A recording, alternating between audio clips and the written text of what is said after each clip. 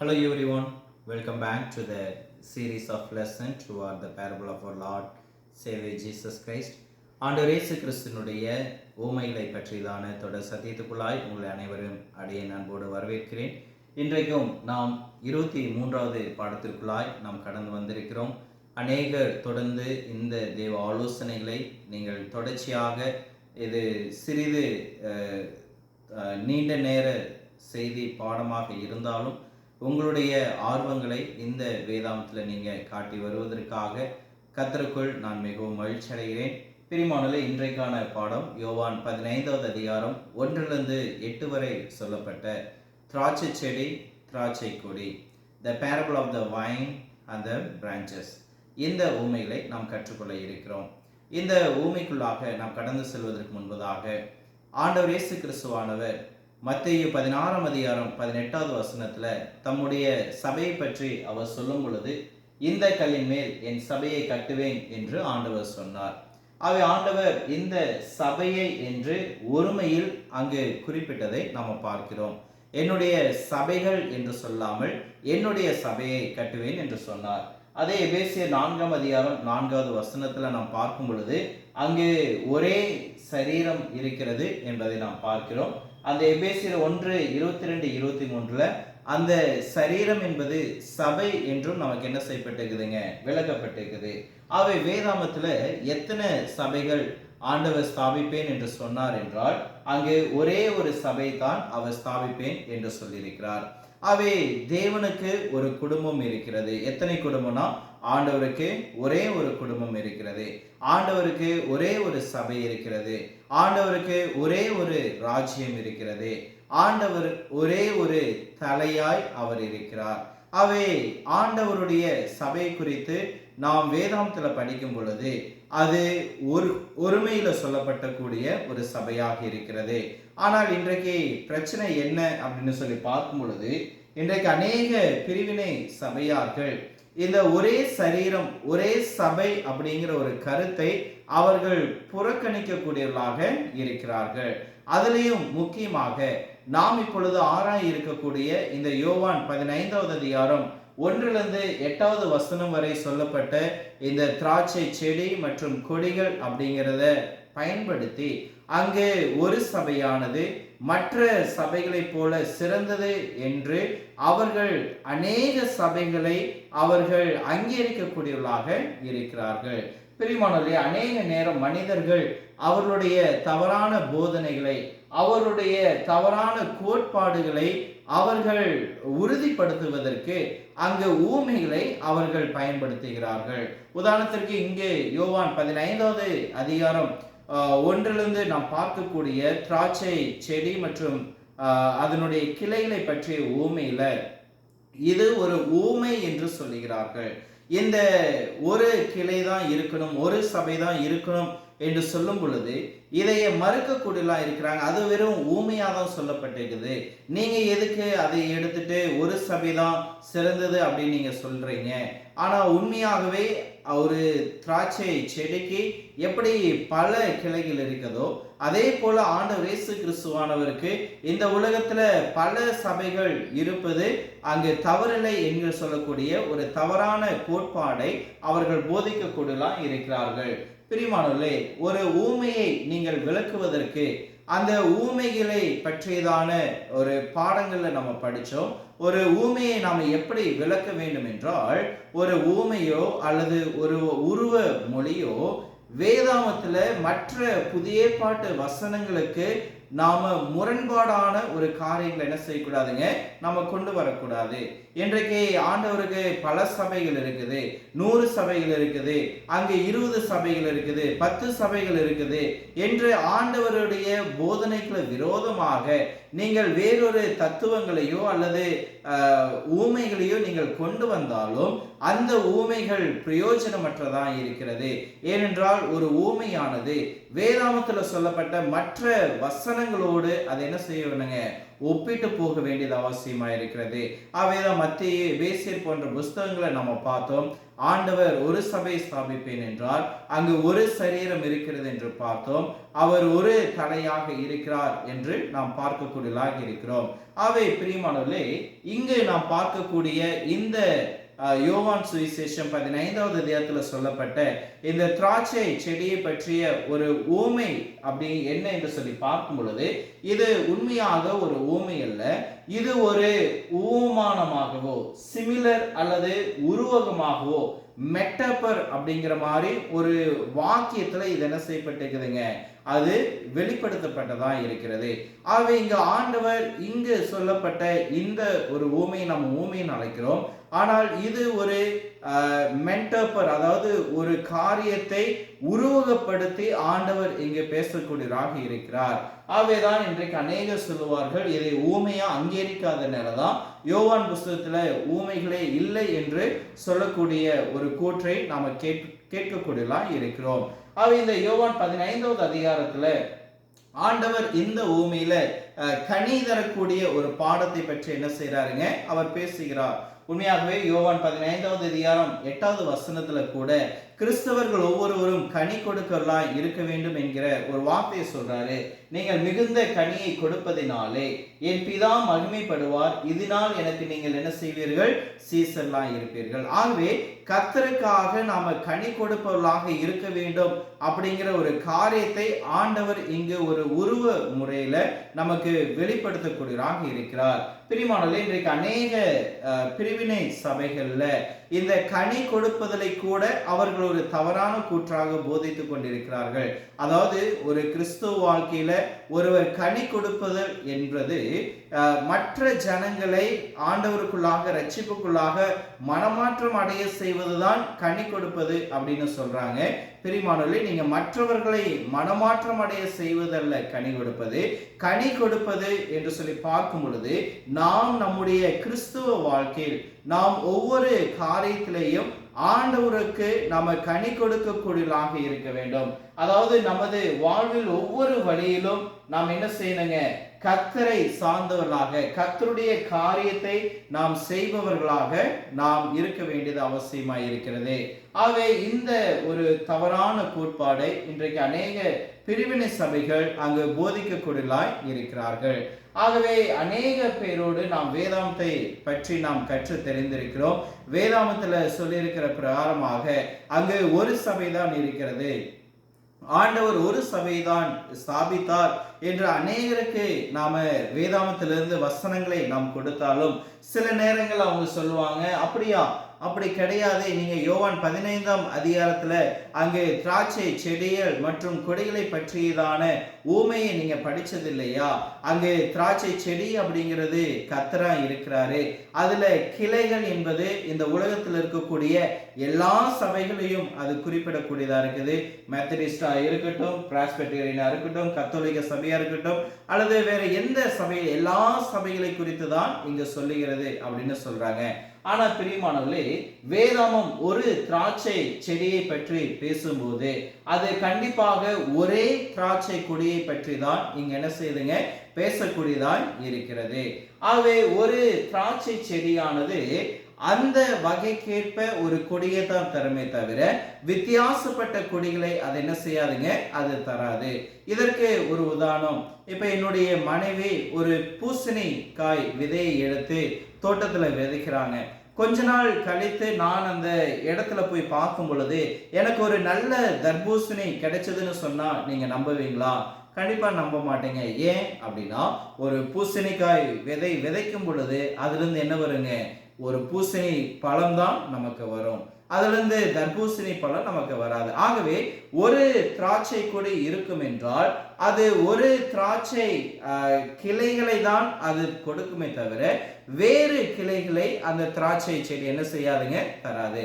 அதே போல தேவனுடைய ஒரு சபை அங்கு இருக்கும் பொழுது அந்த ஒரு சபையினுடைய கிளைகள் தான் வருமே தவிர பல சபைகளுடைய கிளைகள் அங்க என்ன செய்யாதுங்க, வராது. ஆகவே இங்கு தேவனுடைய இந்த செடி அப்படிங்கிறது இங்க தேவனுடைய வார்த்தை அப்படிங்கிற ஒரு விதையை எடுத்து நீங்க ஒரு மனிதனுடைய இதயத்துல நீங்க விதைக்கும் பொழுது அது தேவனுடைய சபையை தான் கொடுக்குமே தவிர இந்த உலக பிரகாரமான மற்ற சபைகளை அது என்ன செய்யாதுங்க, ஒருபோதும் அது கொடுக்காது. ஒருவேளை நீங்க தேவனுடைய வார்த்தைகளை எடுத்து அதுல கத்தோலிக்க சபைகளுடைய போதனைகளை நீங்க போட்டு அவர் அந்த மனிதனிடத்துல பேசுனீங்கன்னா அவர் எப்படிதான் வருவாருங்க, ஒரு கத்தோலிக்க ஒரு கிறிஸ்தவராக தான் வருவார். அதே ஒரு பேப்டிஸ்ட் தேவனுடைய வார்த்தை எடுத்து பேப்டிஸ்ட் சபையாளுடைய கொள்கையை அதனோடு நீங்க விதைக்கும் பொழுது அதுல இருந்து என்னதான் வருங்க, ஒரு பேப்டிஸ்ட் தான் உங்களுக்கு கிடைப்பார். ஒரு மெத்தடிஸ்ட் சபையார நீங்க பார்க்கும் பொழுது அவர்கள் தேவனுடைய வார்த்தைகளோடு மெத்தடிஸ்ட் கிரீட் அவர்களுடைய கோட்பாடுகளை ஒரு மனிதனுக்குள்ள விதைக்கும் பொழுது அங்க ஒரு மெத்தடிஸ்ட் அப்படிங்கிறவர் தான் வருவார்.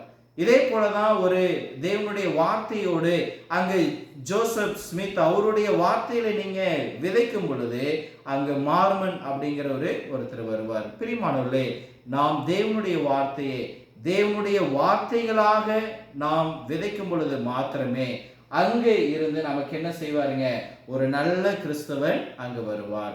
ஆகவே தேவனுடைய வார்த்தைகளை மாத்திரம் நாம் விதைக்கும் பொழுது அந்த வார்த்தை மாத்திரம்தான் ஒரு உண்மையான கிறிஸ்துவனை உருவாக்குமே தவிர தேவனுடைய வார்த்தைகளோடு மற்ற சபைகளுடைய கோட்பாடுகளையும் அவருடைய போதனைகளையும் விதைக்கும் பொழுது அங்கு ஒரு உண்மை கிறிஸ்தவன் வரமாட்டான். மாறாக அந்த சபையினுடைய ஒரு நபராக தான் அவர் என்ன செய்வாருங்க, இந்த உலகத்துல பிறப்பார். ஆகவே இங்கு திராட்சை செடி மற்றும் கொடிகள் அப்படின்னு சொல்லும் பொழுது இந்த ஒரு ஊமையானது பல சபைகளை கர்த்தர் அங்கீகரிக்கிறார் அப்படிங்கிற ஒரு ஊமைகளுக்கு அங்கு முற்றுப்புள்ளி வைக்கக்கூடியதாக இருக்கிறது. அங்கு ஒரு செடி, ஒரு திராட்சை செடியிலிருந்து கிளைகள் வரும். அது என்ன கிளைகளாக தான் இருக்குங்க, அது திராட்சை செடி கிளைகளாக தான் இருக்குமே தவிர பல மற்ற செடிகளுடைய கிளைகள் அதுல வராது. அவை தேவனுடைய சபை ஒன்று உருவாகும், அதனுடைய கிளைகள் வரும் அப்படின்னா அது தேவனுடைய சபைகளாக தான் வருமே தவிர கிறிஸ்துவனுடைய சபையாக தான் வருமே தவிர மற்ற பாஸ்பெட்டேரியன் பேப்டிஸ்ட் சபையோ கேத்தலிக் சபையோ அல்லது சிஎஸ்ஐ சபையோ பெண்டிகாஸ்டல் சபையோ என்று இந்த சபைகள் அந்த செடியில் என்ன செய்யாதுங்க, வராது. சரி, இந்த ஒரு புரிதலோடு நாம் இந்த ஊமையில் நாம் பார்க்கக்கூடியதாக இருக்கிறோம். இந்த ஊமையில நம்ம கற்றுக்கொள்ளக்கூடிய முதல் விஷயம் யோவான் 15ஆம் அதிகாரம் 1வது வசனத்துல இயேசு சொல்லுகிறார், நானே மெய்யான திராட்சை செடி, என் பிதா திராட்சை தோட்டக்காரர் அப்படின்னு சொல்றார். இங்க அவர் ஒரு வார்த்தையை பயன்படுத்துகிறார், மெய்யான அப்படிங்கிற ஒரு வார்த்தையை அவர் பயன்படுத்துகிறார். மற்றும் என்னுடைய பிதா திராட்சை தோட்டக்காரர் அப்படின்னு பயன்படுத்துகிறார். அப்ப ஆண்டவர் இயேசு கிறிஸ்து இங்க மெய்யான அப்படிங்கிற ஒரு வார்த்தை, உண்மையான அப்படிங்கிற ஒரு வார்த்தையை பயன்படுத்துகிறார். ஏன் இந்த வார்த்தையை பயன்படுத்துகிறார்? ஏனென்றால் போலியான செடிகள் உருவாகும் என்பதை ஆண்டவர் இயேசு கிறிஸ்து அறிந்திருந்தவராய் இருக்கிறார். போலியான சபைகள் வரும் என்பதை இயேசு கிறிஸ்து அறிந்திருந்தார். ஆகவேதான் நானே மெய்யான திராட்சை செடி, என்னுடைய சபையே மெய்யானது. அங்கு போலியான சபைகள் எதிர்காலத்துல வரும் அப்படிங்கிறது ஆண்டவர் இங்கு முன் குறித்திருக்கிறார். பிரியமானவர்களே, இங்கு மாத்திரமல்ல, நாம ஏசாயா 5ஆம் அதிகாரத்தை நம்ம பார்க்கும் பொழுது அங்கு பேசப்பட்ட ஒரு ஊமையில கூட அங்கு திராட்சை செடியை வைத்து ஆண்டவர் ஒரு ஊமையை பேசுகிறார். அதாவது அவர் ஆதியிலிருந்து திராட்சை பழங்களை சேகரித்தார் என்ற அந்த ஊமையில நம்ம பார்க்கிறோம். ஒரு நாள் அந்த ஊமையில அவர் சொல்லும் பொழுது, நான் திராட்சை செடியை திராட்சை செடியில திராட்சை பழங்களை நான் பார்க்க போனேன். ஆனா நான் பார்த்தது என்ன அப்படின்னா ஆகாத காட்டு திராட்சை பழங்கள் அப்படிங்கிறத அவர் சொல்றாரு. பாருங்க பிரியமானவர்களே, அங்கு தர்பூசணிய நான் பார்த்தேன்னு சொல்லல, அங்கு பூசணிக்காயை நான் பார்த்தேன்னு சொல்ல, ஆனா திராட்சை செடி தான் பார்க்கிறாரு, திராட்சை கனியை தான் பார்க்கிறாரு. ஆனா எந்த திராட்சை கனியாமாங்க? அது காட்டு திராட்சை. அவர் விதைத்த திராட்சை அல்ல, அவர் விதைக்காத ஒரு திராட்சையை. இன்னும் சொல்லணும் அப்படின்னா இந்த ஊமையில் அவர் சொல்லும் பொழுது இஸ்ரவேலர்கள் தவறான கனியை தந்ததாக ஆண்டவர் இயேசு கிறிஸ்து அந்த ஊமையில் என்ன செய்யறாருங்க, நமக்கு வெளிப்படுத்துகிறார். பிரியமானவர்களே, நான் உன்னை சரியாக நட்டேன், நீ நீர் பாய்ச்சினேன், எல்லா வகையிலும் உன்னை பராமரித்தேன், ஆனாலும் நீ எனக்கு கெட்ட கனியை கொடுத்தாய் என்று பழைய ஏற்பாட்டுல ஆண்டவர் அங்கு சொல்லுகிறார். அங்கு பழைய ஏற்பாட்டுல ஏசாயா 5ஆம் அதிகாரத்துல மாத்திரமல்ல, இங்கு யோவான் 15ஆம் அதிகாரம் 1வது வசனத்திலே ஆண்டவர் சொல்றாரு, நானே மெய்யான திராட்சை செடி. அப்போ என் பிதா திராட்சை தோட்டக்காரர் என்று சொல்லுகிறார். அப்ப இந்த ஏசாயாவுக்கும் ஏசாயா 5க்கும் யோவான் 15 நாம் பார்க்கும் பொழுது, ஒரு மனிதன் கெட்ட கனிகளை என்ன செய்ய முடியுங்க, அங்கு கொடுக்க முடியும் அப்படிங்கிறத பார்க்கிறோம். அங்கு ஒருவன் பொய்யான திராட்சை செடியில் ஒரு பகுதியாக இருக்க முடியும் அப்படிங்கிறத நம்ம பார்க்கிறோம். ஆகவே இன்றைக்கு இருக்கிற எல்லா சபைகளுமே அங்கு தேவனால் ஸ்தாபிக்கப்பட்ட சபைகள் அல்ல. அங்கு கெட்ட சபைகளும் இருக்கிறது, தேவனால் பொய்யான சபைகளும் இருக்கிறது அப்படிங்கிறத நீங்களும் நானும் உணர்ந்து கொள்ள வேண்டியது அவசியமா இருக்கிறது. மீண்டும் இயேசு கிறிஸ்து சொன்னார், நீங்கள் மெய்யான திராட்சை செடியின் ஒரு பகுதியான இருப்பதற்கு ஒரே ஒரு வழி என்ன? நாம எப்படி ஒரு பொய்யான திராட்சை கனியா இல்லாம மெய்யான திராட்சை கனியா இருப்பதற்கு நமக்கு இருக்கக்கூடிய ஒரே ஒரு வழி என்ன அப்படின்னு சொல்லி பார்க்கும் பொழுது, நாம் வேதாமத்தை சார்ந்து இருக்கும் பொழுது, வேதாமத்துல சொல்லப்பட்ட தேவன் ஸ்தாபித்த அந்த ஒரே ஒரு மெய்யான சபையில நாம உறுப்பினரா இருக்கும் பொழுது மாத்திரமே நீங்களும் நானும் அங்கு மெய்யான கனிதரும் திராட்சை செடிகளாய் இருக்கிறார்கள். பிரியமானவர்களே, இன்றைக்கு அநேகர் உயிருள்ளவர்களாக, அநேக தங்களுடைய விசுவாசத்துல நேர்மையுள்ளவர்களாக, அநேக தங்களுடைய விசுவாசத்துல உண்மையுள்ளவர்களாக இருக்கிறார்கள். ஆனால் அவர்கள் ஒரு சரியான சபையில் அவர்கள் இல்லாத பொழுது அவர்கள் சாரம் இல்லாதவர்களாக இருக்கிறார்கள், அவர்கள் உயிர் இல்லாதவர்களாக இருக்கிறார்கள், அவர்கள் வேர் இல்லாதவர்களாக இருக்கிறார்கள், அவர்கள் அஸ்திவாரம் இல்லாதவர்களாக இருக்கிறார்கள். இன்னும் சொல்லணும் அப்படின்னா அவர்கள் ரட்சிப்பு இல்லாதவர்களாக இருக்கிறார்கள். ஏன் தெரியுங்களா? ஏனென்றால் அவர்கள் மெய்யான திராட்சை செடியுடன் அவர்கள் என்ன இல்லைங்க, தொடர்பில்லை. அவர்கள் ஆண்டவர் இயேசு கிறிஸ்துவினுடைய திராட்சை செடியோடு தொடர்பில்லாமல் வேறு மனிதனால் ஸ்தாபிக்கப்பட்ட சபையோடு தொடர்பு கொண்டிருக்கும் பொழுது அவர்களுக்குள்ளாக இது என்ன செய்யாதுங்க, இருக்காது. இதை இயேசு கிறிஸ்து எங்க சொல்லுகிறார் அப்படின்னு சொல்லி பார்க்கும் பொழுது, மத்திய 7ஆம் அதிகாரம் 21வது வசனத்துல நம்ம அடிக்கடி இந்த வசனங்களை கேட்டு இருக்கிறோம். பரலோகத்தில் இருக்கிற என் பிதாவின் சித்தத்தின்படி செய்கிறவனே பரலோக ராஜ்யத்தில் பிரவேசிப்பானே அல்லாமல் என்னை நோக்கி கர்த்தாவே கர்த்தாவே என்று சொல்லுகிறவன் அதுல என்ன செய்ய மாட்டான், பிரவேசிக்க மாட்டான். அப்போ ஆண்டவர் கடைசி நாட்கள்ல உங்களுடைய நாமத்தினால தீர்க்க தரிசனம் உரைத்தோம் அல்லவா, உங்களுடைய நாமத்தினால அற்புத அடையாளங்களை செய்தோம் அல்லவா, உங்களுடைய நாமத்தினால பிசாசுகளை துரத்தினோம் அல்லவா அப்படின்னு நிறைய சொல்லலாம்.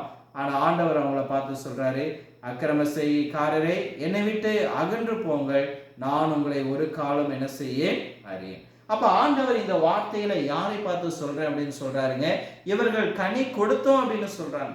இவர்கள் நாங்களாம் கனிகளை தந்திருக்கிறோம், இதெல்லாம் நாங்க செய்யறோம், அற்புதம் செஞ்சோம், தீர்க்க தரிசனம் சொன்னோம், பிசாசு நாங்களாம் கனி தந்தோம் அப்படின்னு சொல்றாங்க.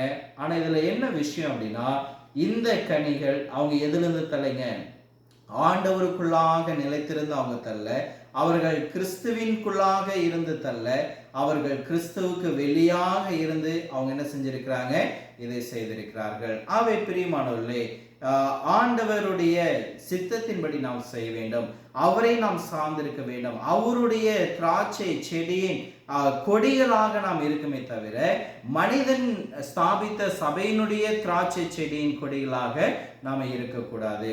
இங்கே 21ஆம் வசனத்துல அவர் சொல்றாரு, மத்திய 7:21, பிதாவினுடைய சித்தத்தின்படி செய்கிறவனே பரலோக ராஜ்யத்தில் பிரவேசிப்பான். அப்போ நம்முடைய வாழ்க்கையில நாம தேவனுடைய சித்தத்தை செய்ய வேண்டியது அவசியமா இருக்கிறது. நீங்க இயேசு கிறிஸ்து அப்படிங்கிற திராட்சை செடியின் கொடிகளா இருக்கிறீங்களா, அல்லது மனிதனுடைய சபையினுடைய திராட்சை செடியின் கொடிகளா இருக்கிறீர்களா? அப்போ தேவனுடைய திராட்சை செடியின் கொடிகளா இருக்கணும் அப்படின்னா நீங்க அவருடைய சித்தத்தை செய்ய வேண்டும், அவருடைய திட்டங்களை நீங்க செய்ய வேண்டும், அவருடைய வார்த்தைகளுக்கு நீங்க என்ன செய்யணும், கீழ்ப்படிய வேண்டும். ஆனால் இன்றைக்கு அநேக மத பிரிவினை சபையார்கள் என்ன செய்யறாங்க அப்படின்னா, இயேசு கிறிஸ்துவை பற்றி சொல்லும் பொழுது உங்களுக்கு ரட்சிப்பை இயேசு கிறிஸ்து என்ன செய்வாரு, நீங்க அவர் கண்டிப்பா தருவாரு அப்படின்னு சொல்றாங்க. ஆனா பிரியமானவர்களே, ஆண்டவருடைய ரட்சிப்பு நீங்கள் எப்படி கேட்கிறீர்கள், எதை கேட்கிறீர்கள் என்பதில் அது என்ன இருக்குதுங்க, கவனமாய் இருக்கிறது. அவை நாம எதை கேட்கிறோம், எப்படி கேட்கிறோங்கிறதுல முக்கியம்.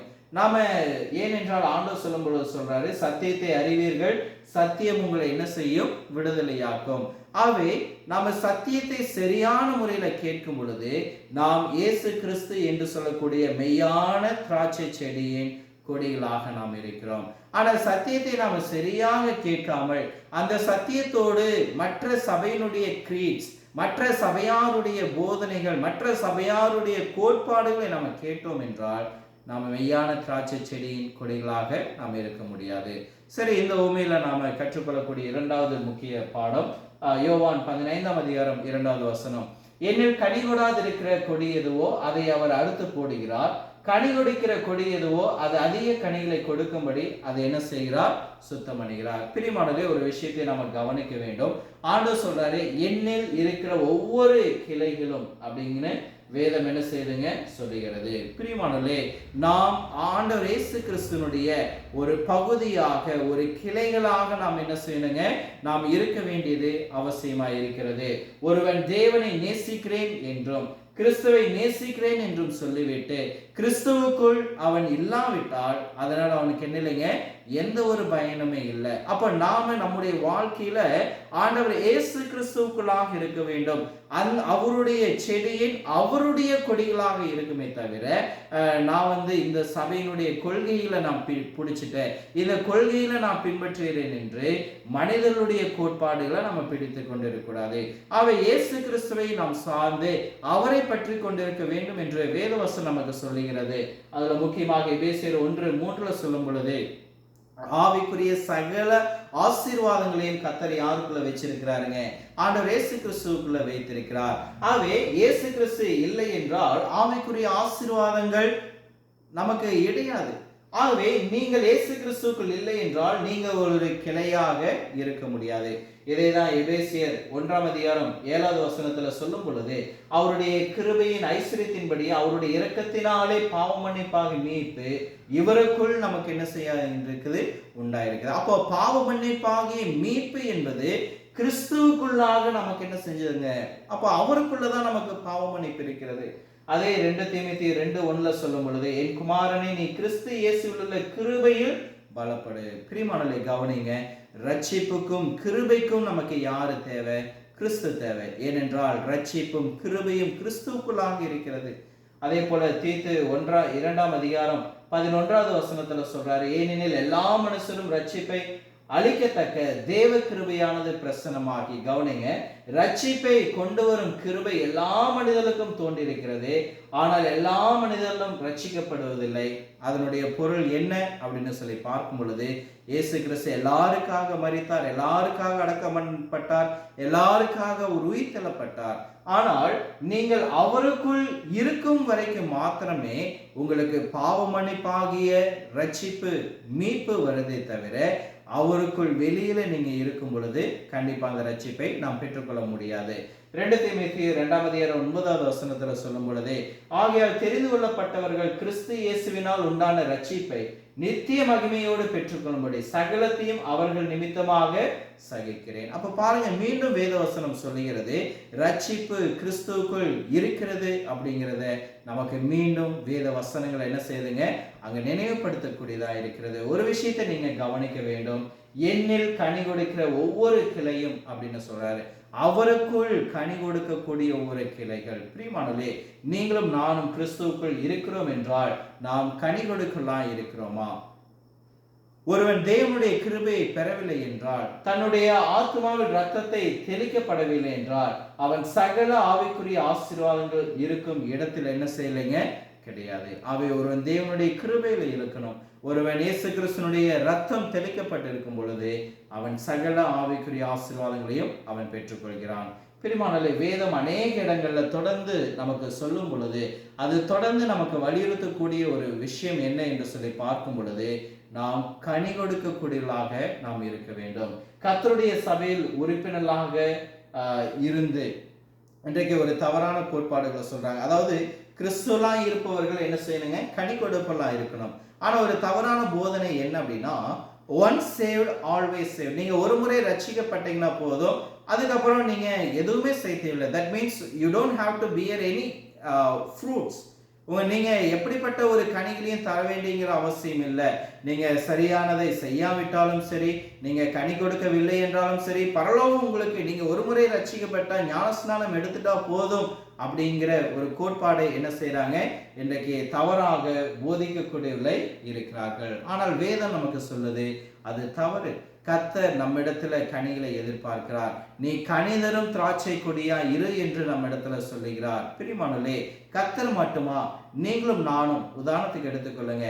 நீங்க ஒரு தோட்டத்துல ஒரு விதையை விதைக்கிறீங்க, ஒரு செடியை நடுறீங்க, அதுக்கு தண்ணி விடுறீங்க, அதுக்கு பராமரிப்பு செய்யறீங்க, அதை வளர்வதற்கான எல்லா காரியத்தையும் நீங்க செய்யும் பொழுது அதனிடத்திலிருந்து என்ன எதிர்பார்ப்பீங்க? இறுதியில கனிகளை எதிர்பார்ப்போம். அந்த கனிகளை அது கொடுக்காத பட்சத்துல அதை நாம வெட்டி எரிந்து போடுவோம். அவை தேவனும் அதே போல நமக்கு வேண்டிய எல்லா நன்மைகளையும் அவர் கொடுத்திருக்கிறார். ரட்சிப்பை கொடுத்திருக்கிறார், தேவ வசனங்களை கொடுத்திருக்கிறார், ஆவிக்குரிய விஷயத்துல வளர வேண்டும் என்று அவர் எதிர்பார்க்கிறார், கனிகளை கொடுக்க வேண்டும் என்று எதிர்பார்க்கிறார். அப்ப நீங்களும் நானும் கனி கொடுக்காத வண்ணம் கர்த்தர் நம்ம என்ன செய்யறாருங்க, அவர் வெட்டி எரிந்து போடக்கூடியவராக இருக்கிறார். பிரியமானவர்களே, ஆண்டவர் இந்த ஒரு விஷயத்தை அங்கு சபையினுடைய அங்கு ஒழுங்க காரியத்திற்காக அவர் பயன்படுத்துகிறார். God keep these things for the church discipline. அவை இதை ஆண்டவர் எதுக்காக செய்யறாங்க? சபையானது ஒழுக்க ரீதியில சரியாக வளர வேண்டும். கனி கொடுக்கும் பொழுது ஒரு சபை, ஒரு உறுப்பினர் சரியான ஆவிக்குரிய வளர்ச்சியில அவர் வளர்ந்து வருகிறார். 2 தெசலோனிக்கேயர் 3:6 சொல்லும் பொழுது கூட, சகோதரரே, நம்முடைய கர்த்தராகிய இயேசு கிறிஸ்துவின் நாமத்தினாலே நாங்கள் உங்களுக்கு கட்டளையிட்டிருக்கிறதாவது, ஒழுங்கற்று நடக்கிற எந்த சகோதரையும் விட்டு விலகுங்கள். ஒருவேளை கனி தராம ஒரு தவறான காரியத்துல ஒரு நபர் வாழ்ந்துட்டு இருந்தாருன்னா நீங்க அவனை விட்டு விலகுங்க. Why God says that? Because God want the discipline to be kept in the church. ஆகவே சபையில ஒழுக்கம் அவசியம் என்பதை கர்த்தர் எதிர்பார்க்கிறார். கனிகளை அவர் எதிர்பார்க்கிறார். அங்கு நல்ல கனிகளை கொடுக்க வேண்டும் என்று எதிர்பார்க்கிறார். தீய கனிகளை கொடுக்கும் பொழுது, கெட்ட கனிகளை கொடுக்கும் பொழுது அவர்களை டிஸ்ஃபெலோஷிப் செய்யுங்க, சபை விட்டு வெளியே போடுங்க அப்படின்னு அவர் சொல்லுகிறார். ஆகவே இன்றைக்கு அநேக பேப்டிஸ்ட் சபையார்கள் சொல்லக்கூடிய இந்த ஒரு கோட்பாடு, once saved always saved, it is a very wrong false doctrine. அப்போ இது சரியில்லை என்பதை நாம் அறியக்கூடியவர்களாக இருக்கிறோம். 1 யோவான் 2:3 ஆண்டவர் மிக தெளிவாக நமக்கு சொல்லியிருக்கிறார், அவருடைய கற்பனைகளை நாம் கை கொள்ளுவதானால் அவரை அறிந்திருக்கிறோம் என்று அதனாலே அறிவோம். அப்ப ஆண்டவரை எப்படி நாம் அறிவோம்? அவருடைய கற்பனைகளை கை கொள்வதால். We know God by keeping his commandments. So we must keep God commandments. ஆகவே நாம தேவனுடைய பிள்ளை ஆகும் பொழுது தேவனுடைய வார்த்தைகளை நாம் தொடர்ந்து கை கொள்ள வேண்டியது அவசியம். அதே போல அதே வசனத்துல 1 யோவான் 2:4 சொல்லும் பொழுது, அவரை அறிந்திருக்கிறேன் என்று சொல்லியும் அவருடைய கற்பனைகளை கை கொள்ளாதவன் பொய்யனாய் இருக்கிறான், அவனுக்குள் சத்தியம் இல்லை. அப்போ எனக்கு தேவனை தெரியும், நான் ரட்சிக்கப்பட்ட அதுக்கப்புறம் நான் எதுவும் செய்ய தேவையில்லைன்னு சொல்றாங்க இல்லைங்களா, அவங்கள பத்தி ஆண்டவர் சொல்றாரு, அவருடைய கற்பனைகளை கை கொள்ளாதவன் பொய்யனாய் இருக்கிறான், அவனுக்குள்ள என்ன இல்லைங்க, சத்தியம் இல்லை. பிரியமானவர்களே, எவ்வளவு தெளிவாக வேதம் சொல்லுகிறது. ஆனா இன்றைக்கு பாருங்க, ஒரு ரேடியோ நிகழ்ச்சியில சாம் மோரிஸ் அப்படிங்கிறவரு இந்த கோட்பாட்டை போதிக்கக்கூடியவரு என்னன்னா, ஒன்ஸ் சேவ்ட் ஆல்வேஸ் சேவ்ட், ஒரு முறை ரட்சிக்கப்பட்டா நீங்க எப்பவுமே ரட்சிக்கப்பட்டீங்க அப்படிங்கிற ஒரு கோட்பாட்டை போதிக்கிறவர் இருக்கிறாரு. பிரியமானவர்களே, அவர் அந்த ரேடியோல சொல்லக்கூடிய ஒரு விஷயம், நீங்க தேவனுடைய பிள்ளையாக மாறின பிறகு நீங்க கொலை செய்யலாம், நீங்க விபச்சாரம் செய்யலாம், நீங்க எப்படிப்பட்ட தவறு வேணாலும் செய்யலாம், நீங்க என்ன வேணாலும் செஞ்சுக்கங்க, ஆனா உங்க ஆத்மா எப்படி இருக்கும்? பாதுகாப்பாக இருக்கும். கொஞ்சம் யோசித்து பார்க்குறீங்களா? எப்படிப்பட்ட ஒரு தவறான போதனைகள் இந்த உலகத்துல மக்கள் மத்தியில பிரசங்கிக்கப்படுகிறது. நீங்க எப்படிப்பட்ட ஒரு தவறான காரியத்தை செய்யலாம், தீய காரியங்களை, மோசமான காரியங்களை செய்யலாம், but still you will go to heaven. What a dangerous doctrine is being preached. பிரியமானவர்களே, அந்த சகோதரன் மனம் திரும்ப வேண்டும். அந்த சத்தியத்தை நம்புகிறவர்கள் மனம் திரும்ப வேண்டும். ஏனென்றால் கனி கொடாத ஒவ்வொரு கிளையும் அது வெட்டுண்டு அக்னியிலே போடப்படும் என்பதை நாம் பார்க்கிறோம். நம்ம ரட்சிக்கப்பட்ட பிறகு நல்ல கனிகளை கொடுக்காமல் இந்த விபச்சாரம், கொலைகள், விரோதங்கள் போன்ற தவறான கனிகளை நாம் கொடுக்கும் பொழுது நாம் அங்கு அக்னிக்குள்ளாக நாம் தள்ளப்படுகிறோம். இந்த உண்மையில நம்ம கற்றுக்கொள்ளக்கூடிய அடுத்த முக்கிய பாடம் 3, யோவான் 15:3 நான் உங்களுக்கு சொன்ன வசனத்தினாலே நீங்கள் இப்பொழுது சுத்தமாயிருக்கிறீர்கள். பிரியமானவர்களே, ஆண்டவர் இங்க நம்மளை அவர் எப்படி சுத்தப்படுத்தினார் அப்படிங்கிறத அவர் விளக்குகிறார். நாம் இந்த உலகத்துல தேவ பக்தி இல்லாமல் சுயநலத்துல பிசாசினுடைய கரங்கள்ல நாம் என்ன செஞ்சுட்டு இருந்தோங்க, வாழ்ந்துட்டோம். ஆனால் அப்படிப்பட்ட நம்மை ஆண்டவருடைய வெளியேற பெற்ற ரத்தத்தினாலே நம்முடைய அசுத்தங்களை கழுவி கர்த்தர் நம்ம என்ன செய்திருக்கிறாருங்க, சுத்தமாக்கி இருக்கிறார். அப்ப கர்த்தர் என்னை எப்படி சுத்தமாக்கினார் அப்படின்னா, அவருடைய பரிசுத்த வார்த்தையின் மூலமாக கர்த்தர் என்னை சுத்தப்படுத்தியிருக்கிறார். அவருடைய வார்த்தைக்கு செவி கொடுத்ததன் மூலமாக கர்த்தர் என்னை சுத்தப்படுத்தியிருக்கிறார். இதைய நம்ம எங்க பார்க்கிறோம் அப்படின்னா, யோவான் 8:32 சொல்லுது, சத்தியத்தை அறியுங்கள், சத்தியம் உங்களை விடுதலை ஆக்கும். அப்போ சத்தியம் நம்மளை விடுதலை ஆக்குறது, அது உண்மை. மார்க் 7:7 சொல்லும் பொழுது, மனுஷருடைய கற்பனைகளை உபதேசங்களாக போதித்து வீணா எனக்கு ஆராதனை செய்கிறார்கள். அப்போ தேவனுடைய வசனங்கள் இல்லாமல் மனிதனுடைய வசனங்களை பின்பற்றுகிற மனிதனுடைய ஆராதனை வீணானது. வீண் என்றால் வெறுமையானது, பயனற்றது என்று கர்த்தர் சொல்லுகிறார்.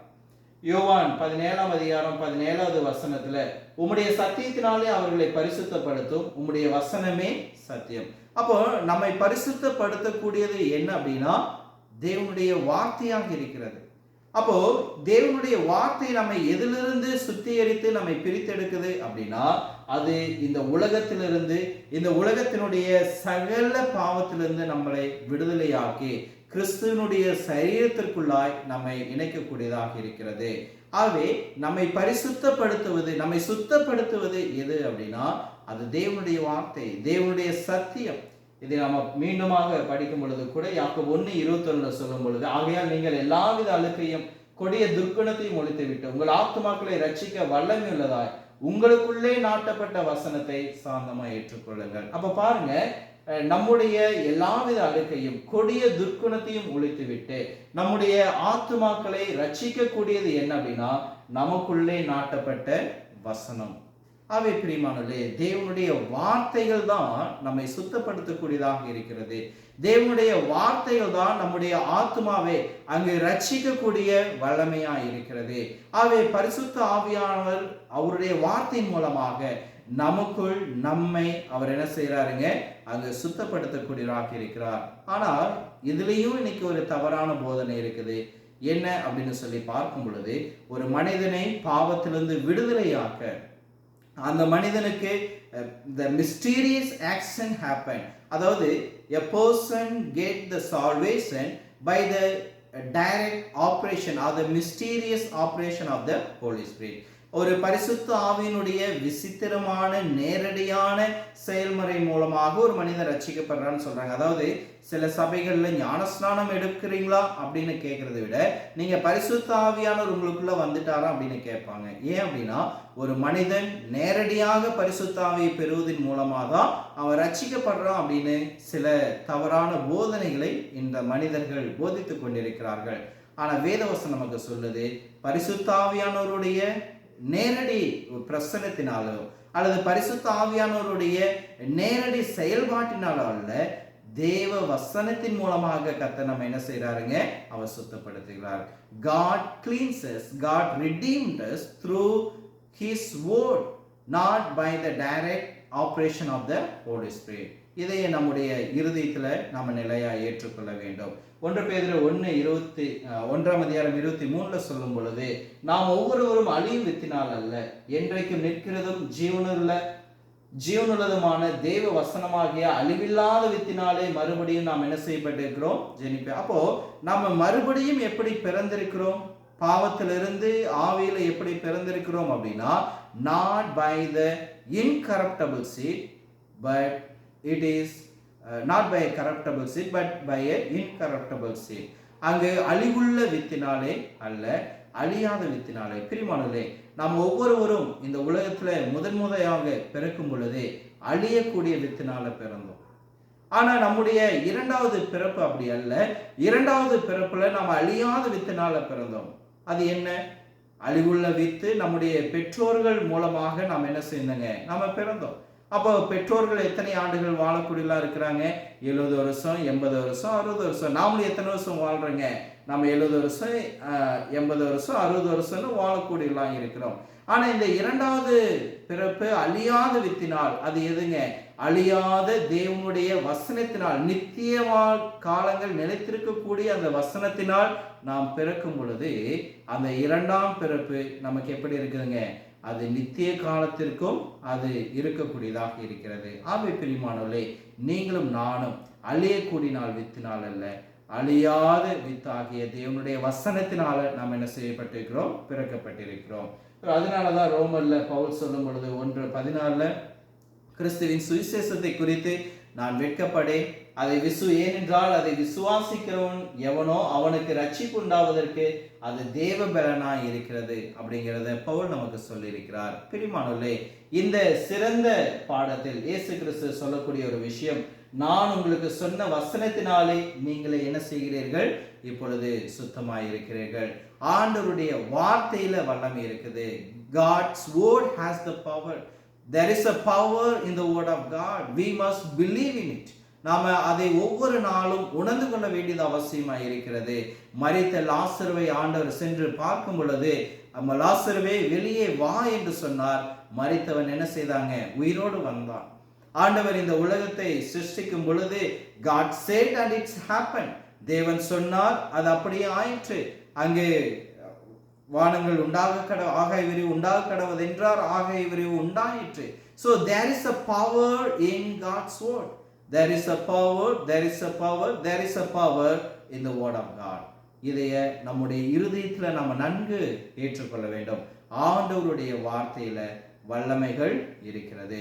ஆண்டவருடைய வார்த்தையின் வல்லமைகள் நம்மை சுத்தப்படுத்தக்கூடியதாக இருக்கிறது. பிரியமானவர்களே, ஆண்டவர் இயேசு கிறிஸ்துவினுடைய வார்த்தைகள், தேவனுடைய வார்த்தைகள் மூலமாக நாம் ரட்சிக்கப்படுகிறோம். யோவான் 12:42 சொல்லும் பொழுது அவர் இப்படியாக சொல்கிறார், என்னை தள்ளி என்னை வார்த்தைகளை ஏற்றுக்கொள்ளாதவனை நியாயம் தீர்க்கிறது ஒன்று இருக்கிறது. நான் சொன்ன வசனமே அவனை கடைசி நாளில் நியாயம் தீர்க்கும். பிரியமானவர்களே, தேவனுடைய வார்த்தையின் வல்லமை இங்கு இன்னும் தேவன் அதிகமா சொல்லும் பொழுது, my word is power. How much power it is?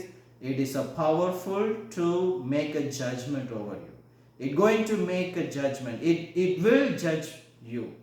அப்போ தேவனுடைய வார்த்தை அங்கு நியாய தீர்ப்பை கொடுக்கக்கூடியதாக, உங்களையும் என்னையும் நியாயம் தீர்க்கக்கூடிய வல்லமை ஆண்டவருடைய வார்த்தைக்கு என்ன செய்யுதுங்க? அது இருக்கக்கூடியதாக இருக்கிறது. ஒரு நிமிஷம் நில்லுங்க. நீங்க என்ன திடீர்னு இப்போ வார்த்தையில வல்லமைன்னு சொல்றீங்க? ஆண்டவர் ரத்தத்துல தான் வல்லமை இருக்குது.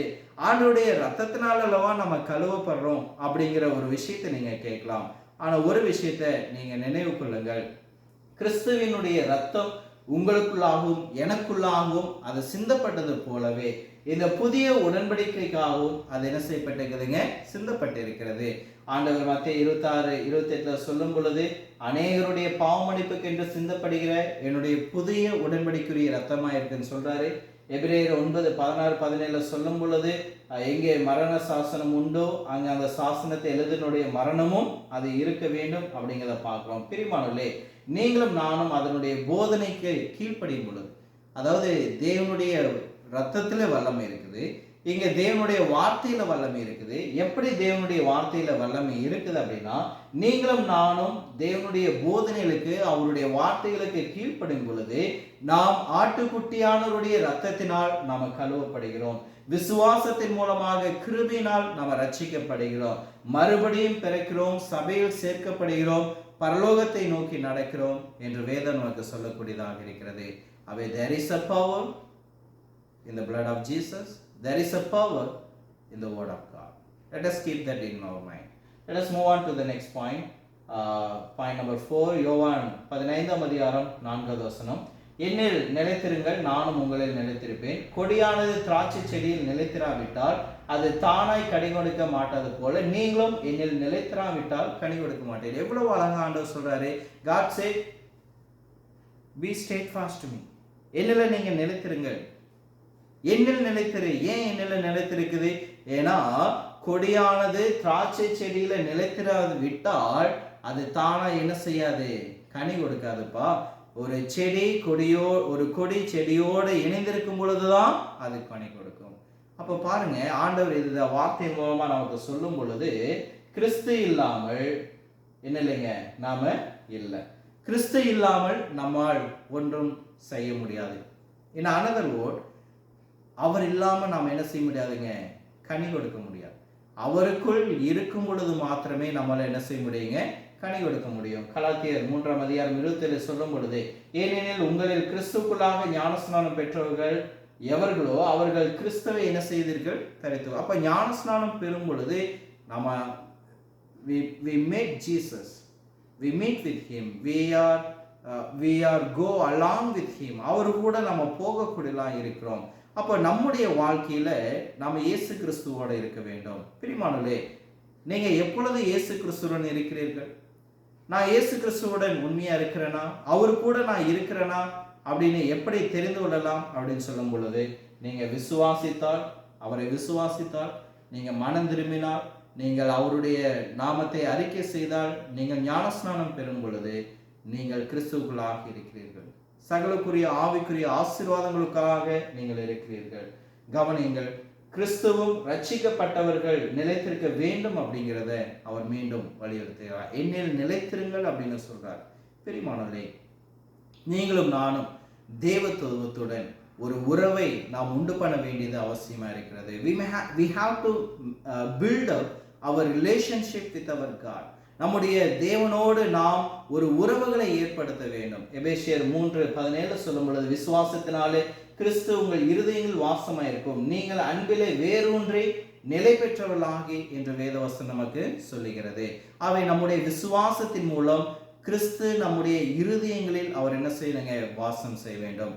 Jesus must dwell in us, within us, through our faith. Let us build our relationship. கொலோசியர் 1:27 சொல்லும் பொழுது, புறஜாதிகளுக்குள்ளே விளங்கி இந்த ரகசியத்தில் உள்ள மகிமையின் ஐஸ்வர்யம் இன்னதென்று தேவன் தம்முடைய பரிசுத்தவான்களுக்கு தெரியப்படுத்த சித்தமானார். அந்த ரகசியம் உங்களுக்குள் இருக்கும், கிறிஸ்துவே மகிமையே நம்பிக்கை. அப்போ அந்த ரகசியம், where is the mystery? The mystery is it is within you. அந்த மகிமை, அந்த ரகசியம் உங்களுக்குள்ளாக இருக்கிறது. ஆண்டவர் இயேசு கிறிஸ்து உங்களுக்குள்ளாக இருக்கிறார். ஆகவே நீங்கள் கனி கொடுக்க வேண்டும் என்றால், நீங்கள் கிறிஸ்துவுக்கு வெளியே இருக்கும் பொழுது கனி கொடுக்க முடியாது. நீங்க கிறிஸ்துக்குள்ளாக இருக்க வேண்டும். அவருக்குள்ளாக நிலைத்திருக்கும் பொழுது நாம் கனிகளை கொடுக்கிறோம்.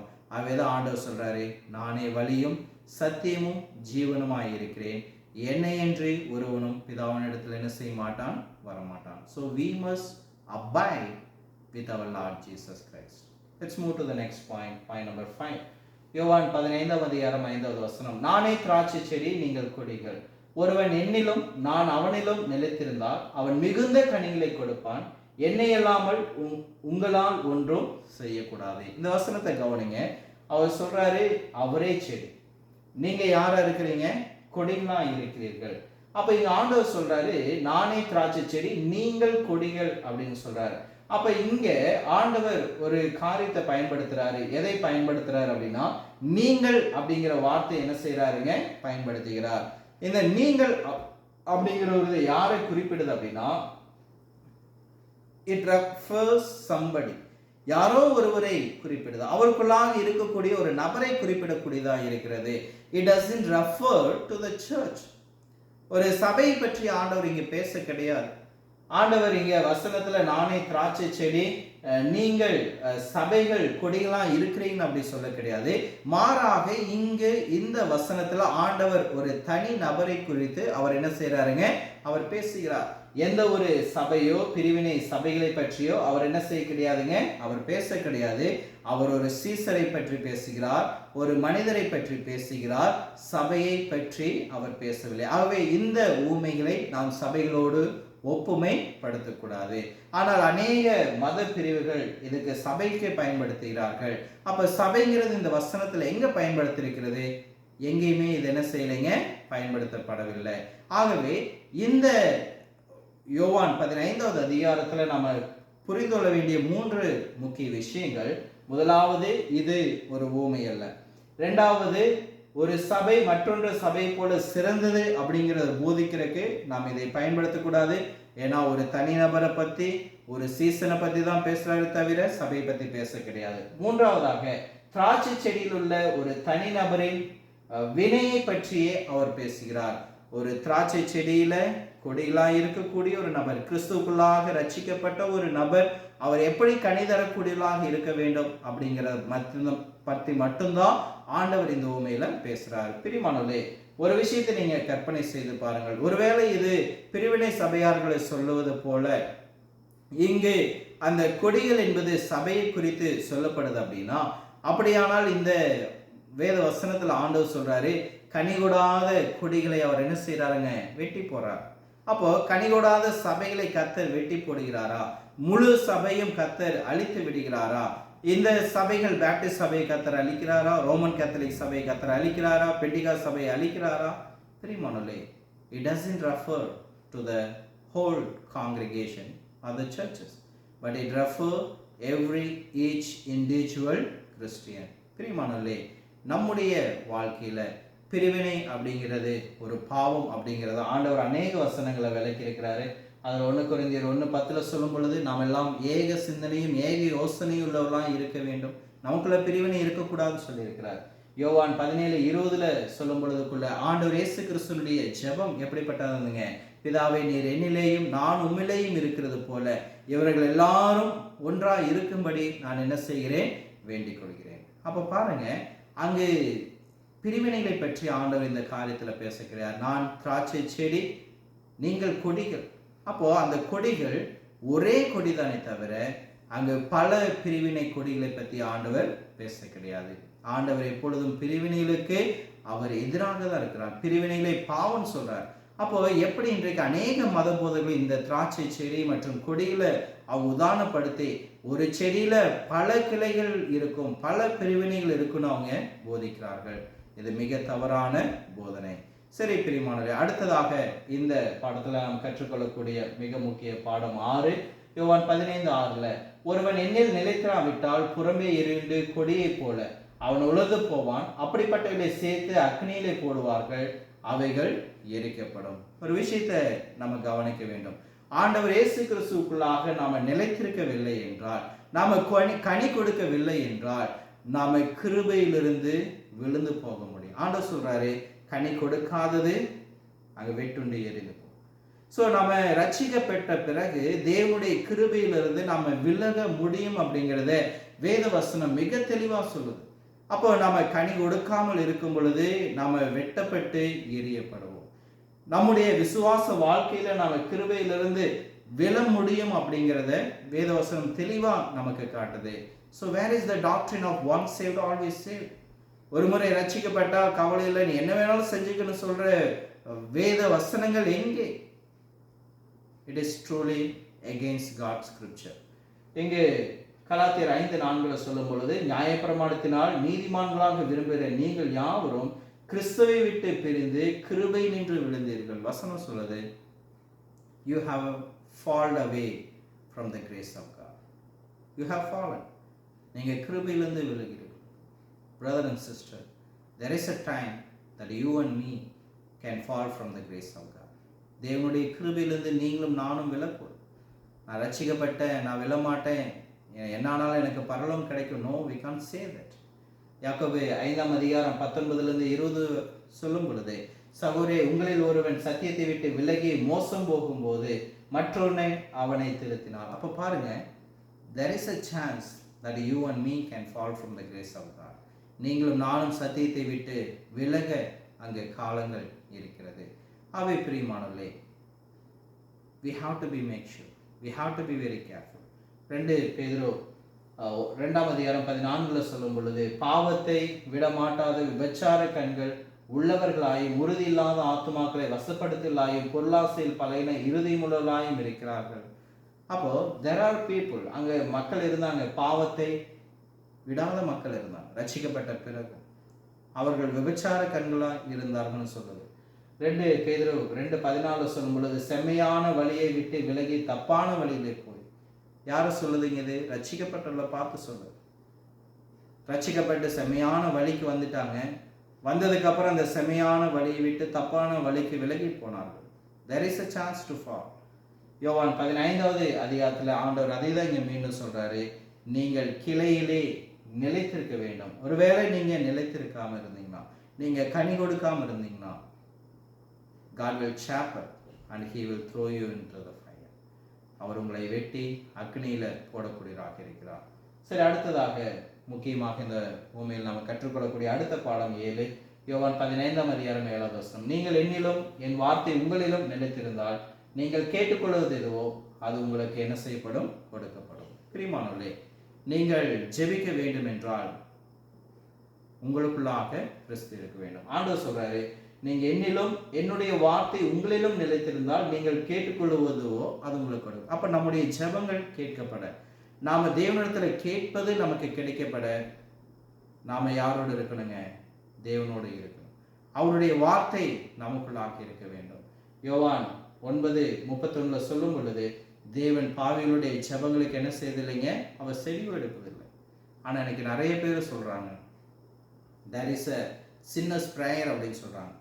ஒரு பாவி ஜெபம் செஞ்சா போதும், அவங்க ரட்சிக்கப்படலாம் அப்படின்னு சொல்றாங்க. யோவான் 9:31 போன்ற வசனங்களை வைத்து அவர்கள் இந்த காரியங்களை வாதிடுகிறார்கள். But there is no prayer of the sinners. அடுத்த முக்கிய பாடம் 8, யோவான் 5:8. நீங்கள் மிகுந்த கனிகளை கொடுப்பதினால் என் பிதா மகிமைப்படுவார், எனக்கும் சீசராய் இருப்பீர்கள். பிரியமானவர்களே, இங்க ஆண்டவர் சொல்றாரு, என் சபைகள் அப்படின்னு சொல்லல, என்னுடைய சீசர்கள் அப்படின்னு சொல்றாரு. பாருங்க, நீங்கள் மிகுந்த கனியை கொடுப்பதினால் என் பிதா மகிமைப்படுவார், எனக்கு சீசராய் இருப்பீர்கள். என்னுடைய சபைகளா இருப்பீர்கள் அப்படி சொல்ல கிடையாது. அவை இது not about the church but it's about the person. இது ஒரு சபையை பற்றியதல்ல, ஒரு சீசனை பற்றி. அந்த சீசன் கனி கொடுக்கக்கூடியவனாய் இருக்க வேண்டும். மனுஷர் உங்களுடைய நற்கிரியலை கண்டு பரலோகத்தில் இருக்கிற பிதாவை மகிமைப்படுத்தும்படி உங்களுடைய வெளிச்சம் அவளுக்கு முன்பாக பிரகாசிக்க கடவுள் என்று தேவன் சொல்கிறார். So brothers, let us be careful.